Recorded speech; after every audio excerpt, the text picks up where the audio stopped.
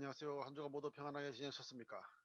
지난 화요일에 있었던 미국 대통령 선거는 전 세계의 관심을 받았는데 결국 조 바이든 후보가 선거에서 승리하였고, 또 현직 대통령이라는 그런 강점을 가지고도 도널드 트럼프 대통령은 재선에 실패했습니다. 많은 미국 사람들이 강한 미국을 원하기는 하지만 지나친 자기중심적인 리더십은 진정한 강한 미국을 만들 수 없다는 것을 지난 4년간 경험해왔다는 것입니다. 코로나 바이러스가 더 심하게 유행하는 것이나 경제적인 어려움이나 국내 및 국제 관계에서 일어나는 여러 가지 갈등이 명백한 현실임에도 불구하고 외면하고 오히려 그것을 누군가에 의해 조작되었다고 말하는 것이라든지, 그런 여러 가지로 혼란을 더 가중시켜 왔던 것이죠. 그나마 이제라도 바로잡을 수 있는 기회가 온 것이 참 다행이라고 생각됩니다. 교회도 건강한 리더십이 있어서 교회와 그리스도인들의 삶이 올바른 방향으로 인도되고 또 서로 간의 건강한 관계를 이루기를 바랍니다. 오늘 주일 예배를 드리지 못하신 분들이나 함께 하나님 말씀을 묵상하기를 원하시는 분들께 이 영상이 도움이 되기를 바랍니다. 사도신경으로 신앙을 고백하겠습니다. 나는 전능하신 아버지 하나님 천지의 창조주를 믿습니다. 나는 그의 유일하신 아들 우리 주 예수 그리스도를 믿습니다. 그는 성령으로 잉태되어 동정녀 마리아에게서 나시고 본디오 빌라도에게 고난을 받아 십자가에 못 박혀 죽으시고 장사된 지 사흘 만에 죽은 자 가운데서 다시 살아나셨으며 하늘에 오르시어 전능하신 아버지 하나님 우편에 앉아 계시다가 거기로부터 살아있는 자와 죽은 자를 심판하러 오십니다. 나는 성령을 믿으며 거룩한 공교회와 성도의 교제와 죄를 용서받는 것과 몸의 부활과 영생을 믿습니다. 아멘. 오늘 함께 나눌 하나님의 말씀은 열왕기상 12장 12절에서 17절 말씀입니다. 왕이 백성에게 사흘 뒤에 다시 오라고 하였으므로 여로보암과 온 백성은 사흘째 되는 날에 르호보암 앞에 나왔다. 왕은 원로들의 충고는 무시하고 백성에게 가혹하게 대답하였다. 그는 젊은이들의 충고대로 백성에게 말하였다. 내 아버지가 너희에게 무거운 멍에를 메웠다. 그러나 나는 이제 그것보다 더 무거운 멍에를 너희에게 메우겠다. 내 아버지는 너희를 가죽 채찍으로 매질하였지만 나는 너희를 쇠채찍으로 치겠다. 왕이 이렇게 백성의 요구를 들어주지 않은 것은 주께서 이를 그렇게 뒤틀리게 하셨기 때문이다. 이것은 주께서 실로 사람 아히야를 시켜서 느바세 아들 여로보암에게 하신 말씀을 이루시려는 것이었다. 온 이스라엘은 왕이 자기들의 요구를 전혀 듣지 않는 것을 보고 왕에게 외쳤다. 우리가 다윗에게서 받을 몫이 무엇인가? 이새의 아들에게서는 받을 유산이 없다. 이스라엘아, 저마다 자기의 장막으로 돌아가라. 다윗아, 이제 너는 네 집안이나 돌보아라. 그런 다음에 이스라엘 백성은 저마다 자기의 장막으로 돌아갔다. 그러나 유다의 여러 성읍에 살고 있는 이스라엘 자손은 르호보암의 통치 아래 남아 있었다. 오늘은 함께 살아가게 하는 리더십이라는 제목으로 이야기를 나누고자 합니다. 저는 미국 정치에 대해서 잘 알지는 못하지만 지난 수년간 이 미국의 정치가 이전에 겪었던 것보다 더 심한 갈등 구조가 되어 있었다는 그런 생각을 하게 되었습니다. 이전의 대통령들을 볼 때 단점이 없는 사람은 없을 것인데, 그래도 미국이 미국 되게 하는 그런 지도력은 그래도 있었다고 이제 보아집니다. 미국은 말 그대로 United States of America, 연합이라는 것이 중요한 것입니다. 각 주마다 가지고 있는 특징이나 정치적 입장이나 규정의 차이가 있을 수 있지만 연합체로서의 연방국가라는 그런 관점도 매우 중요하다는 것입니다. 그래서 미국의 대통령은 그러한 각 주가 가지고 있는 자율성도 인정하지만 연합할 수 있는 그런 구심점으로서의 역할을 해야 한다는 것이죠. 여러 개성이 연합할 때는 아무래도 갈등이 있을 수밖에 없지만, 근데 그 갈등이 파괴적인 힘이 되어서는 안 된다는 것입니다. 병리적으로 자기중심적인 사람은 그 갈등이 파괴적인 힘으로 작용하는 것을 에너지로 삼고 있다는 그런 생각을 해보게 됩니다. 이번 미국의 대통령 선거에서 보였던 모습처럼 지나치게 자기중심적인 리더를 극단적으로 지지하는 사람들이나 또 극단적으로 반대쪽 있는 사람들이나, 사실은 둘 다 그 리더에게 이용당하고 있다는 그런 모습으로 볼 수 있습니다. 다행히도 이런 상황이 계속되지 않고 이번 선거를 통해서 강한 미국이라는 말로 위장되어 있던 자기 중심적 리더십에서 벗어나서 건강한 미국으로 회복할 수 있게 된 것 같다는 생각합니다. 뭐 역사적으로 볼 때 지나친 또는 병리적인 자기 중심적인 리더십은 이 갈등과 재앙을 불러왔습니다. 1차 세계대전이나 2차 세계대전 그런 것이고, 또 많은 나라가 고통당하면서 겪었던 그런 독재 체제가 그러했던 것입니다. 식민지나 노예제도 이런 것도 다 마찬가지겠죠. 그러한 리더십에서는 이제 공감이라고 엠퍼티라고 하는 것이 존재하지 않고 오로지 자신을 위해 이용되는 대상만 있을 뿐이라는 것입니다. 다른 사람이 정서는 물론이고 생명까지도 그냥 이용의 대상이 될 뿐이고 희생을 강요당할 뿐인 것이죠. 그런 리더십이 만연되어 있고 제도화되어 있는 사회에서는 비인간화, 비인격화 이런 것들이 통치자로부터 시작해서 그냥 아래에 있던 제일 밑바닥에 있는 계층이라는 그런 사람들한테까지도 나타날 수밖에 없다는 것입니다. 성경에 보면 하나님께서는 왕정 제도를 원하지 않으셨는데 이스라엘 사람들은 외부 세력의 위협에 대처하기 위해서 전체의 힘을 규합할 수 있는 그런 왕을 요구했던 것을 볼 수 있습니다. 하나님께서 왕을 원하지 않으셨던 이유는 이스라엘이 보이지 않는 하나님으로부터 나온 그 리더십, 그래서 공감적인 의사소통을 통한 그 리더십을 가져야 하는데 왕을 요구하면서 그것을 버리고 한 사람의 어쩌면 자기중심적인 그런 사람을 따르게 되기 때문이라고 이제 본 것이죠. 그래서 하나님께서는 왕이 세워졌을 때 생기는 여러 병폐들을 말씀해 주셨습니다.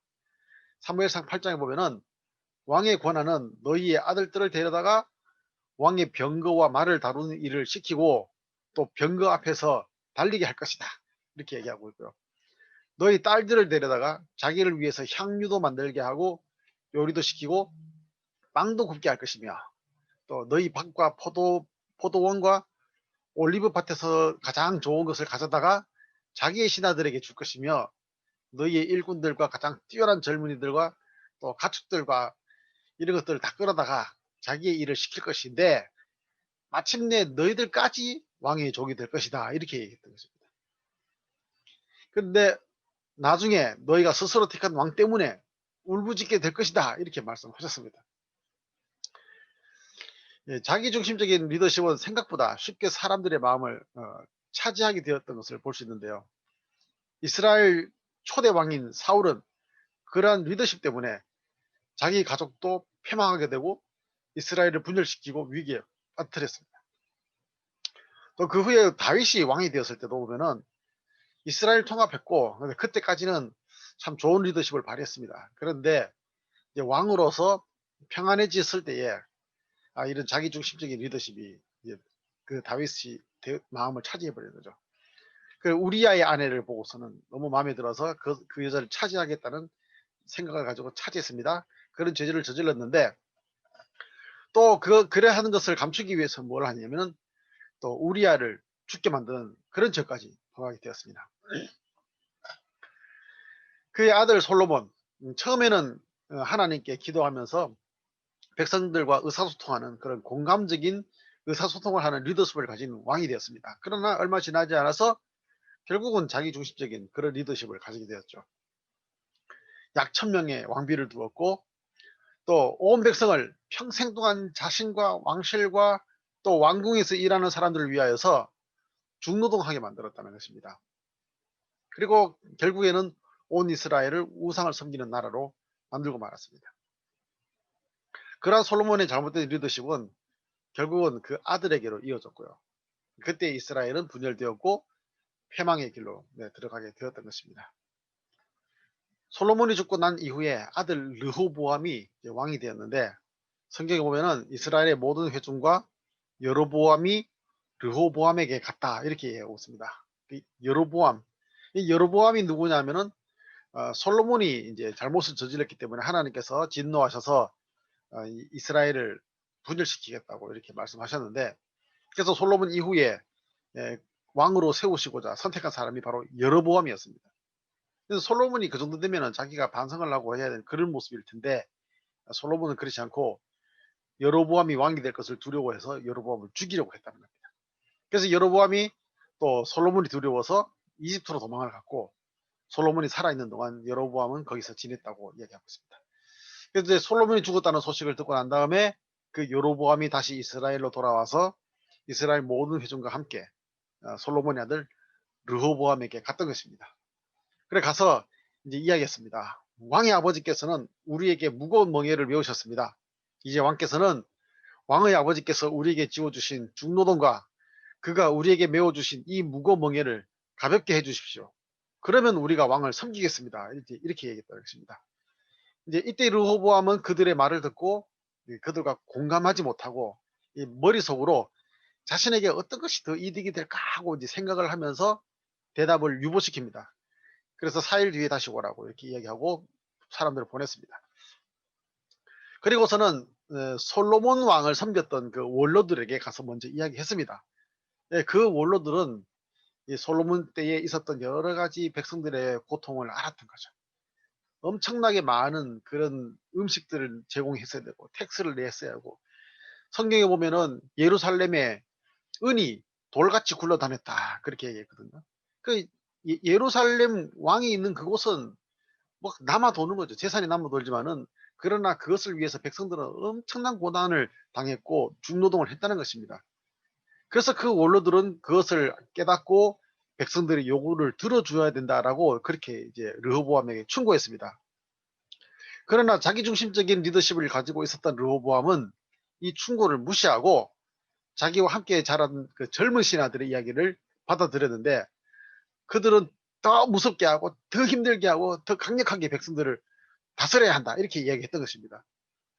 그러니까 르호보암이 이제 4일 뒤에 사흘 뒤에 찾아온 이스라엘 백성들에게 그러한 젊은 신하들의 이야기로 대답을 했고 이스라엘 백성들은 분노하게 되었습니다. 그래서 결국은 이스라엘과 유다 지파는 분열되고 말았고 또 르호보암은 유다의 왕이었고 여로보암은 이스라엘의 왕으로 세워지게 되었습니다. 자, 그런데 이 여로보암도 얼마 지나지 않아서 자신의 권력을 굳건히 하고자 하기 위해 가지고 하나님을 버리고 본능 충족적이고 자기중심적인 그런 우상을 섬기는 제도와 문화와 또 템플 템플을 만들었던 것입니다. 결국 이스라엘이나 유다는 그러한 잘못된 리더십으로 인하여 온 나라가 온 국민이 분열되고 정신적으로 황폐해지고 도덕적으로 윤리적으로 타락하고 신앙도 변질되고 결국은 이스라엘과 유다는 패망하고 말았던 것입니다. 그 이스라엘 사람들은 강한 이스라엘을 꿈꾸며 왕을 요구하였고 또 한때 그렇게 이스라엘이 강한 이스라엘을 보였지만 그러한 자기중심적인 리더십은 정신적으로 신앙적으로 병들고 분열되고 결국 패망하고 말았다는 것입니다. 이렇게 성경은 자기중심적인 그 리더십으로는 참된 왕이 될 수 없다는 것을 아주 분명하게 보여주고 있습니다. 그럼에도 불구하고 사람들은 이러한 리더십을 추구하는 경향이 있다는 것입니다. 아무래도 이러한 리더십이 있는 나라가 겉으로 볼 때는 뭔가가 강해 보이고 자기 주장이 강해 보이는 이제 그런 모습을 보게 되는 것이죠. 예수님께서 이 땅에 오셨을 때 보이셨던 그 리더십은 이런 이스라엘 왕들과 같은 그런 자기중심적인 리더십이 아니었습니다. 예수님께서는 다른 사람들과 함께하는 그런 공감적인 리더십을 보여주셨던 것을 우리가 성경을 통해서 볼 수 있습니다. 예수님이 이 땅에 오신 것에 대한 말씀으로 이사야서에 나오는 말씀을 인용하고 있는데 보라 처녀가 잉태하여 아들을 낳을 것이요 그 이름은 임마누엘이라 하리라 하셨으니 이를 번역한즉 하나님이 우리와 함께 계시다 함이라 이렇게 말씀하고 있습니다. 결국 예수님의 삶의 모습은 하나님이 우리와 함께 계시다 이 말로 표현되고 있는 것이죠. 근데 사람들은 예수님의 특별함을 보고서는 이제 정치적 왕으로 세우려 했습니다. 그러나 예수님은 정치적인 왕으로서 그런 권력의 중심에 있는 것을 거부하셨습니다. 권력을 추구하는 리더십은 예수님께서 보여주시고 가르쳐 주신 그 리더십과는 분명 다른 것입니다. 교회가 권력을 추구하게 되면 교회의 본질적인 모습을 잃어버리는 것이죠. 그 분열이 일어날 수밖에 없고 또 교회 지도자로부터 모든 성도들이 이르기까지 결국은 이스라엘 백성이 그런 타락하고 병든 그런 모습을 보였던 것처럼 교회도 그렇게 될 수밖에 없다는 것입니다. 예수님은 사람들과 함께하는 자리에 계셨습니다. 그 예수님의 리더십은 그 바로 삶의 자리에 함께하는 그런 리더십이었습니다. 가난한 자들과 함께 하셨고 또 죄인들이라고 비난당하고 또 손가락질 당하는 그런 사람들과 함께 식사하시고 또 친구가 되어주셨던 것을 우리가 성경을 통해서 볼 수 있습니다. 그렇지만 예수님은 권위를 가지고 계셨습니다. 그 예수님의 권위는 권력에서 나오는 것이 아니라 바로 참된 관계 속에서 나오는 그런 것이었습니다. 율법 준수라는 그런 경직된 관계가 아니라 존중과 친밀함의 관계였습니다. 그래서 그 관계는 율법 준수 이상의 관계로 우리가 볼 수 있습니다. 예수님께서는 그러한 리더십을 제자들과 공유하셨고 또 우리 모든 그리스도인들과도 공유하기를 원하셨던 것이죠. 이것이 바로 하나님의 섭리에서 나온 그런 리더십이라는 것입니다. 그래서 이러한 리더십은 어느 특정한 지도자 한 사람에게 필요한 것이 아니라 결국은 우리 기독교 공동체, 그리스도인들 모두가 공유하는 그런 리더십이고 또 그렇게 될 때에 참된 리더가 우리 공동체 안에 세워지는 것입니다. 그리고 함께 살아가게 하는 그런 리더십으로서 작용할 수 있게 되는 것입니다. 우리 모두가 주님 안에서 함께 살아가게 하는 그런 리더십의 주체가 될 수 있기를 간절히 소망합니다. 기도하겠습니다. 하나님 아버지, 우리들은 쉽게 자기중심적인 사고에 빠져서 해결하기 힘든 갈등과 혼란 속에서 살아갈 때가 많습니다. 그것으로 마른 사람에게 상처를 주기도 하며 우리도 상처를 받기도 합니다. 주님께서 우리를 사랑하시는 사랑으로 서로를 돌아볼 수 있는 마음으로 온전한 관계를 이루며 살아가게 인도하여 주시옵소서. 코로나 바이러스로 인하여 경제적으로, 신체적으로, 심리적으로 어려움 당하는 자들을 위로하여 주시고 우리의 삶이 주님의 은혜 가운데 건강한 삶으로 회복되게 인도하여 주시옵소서. 예수님의 이름으로 기도드립니다. 아멘.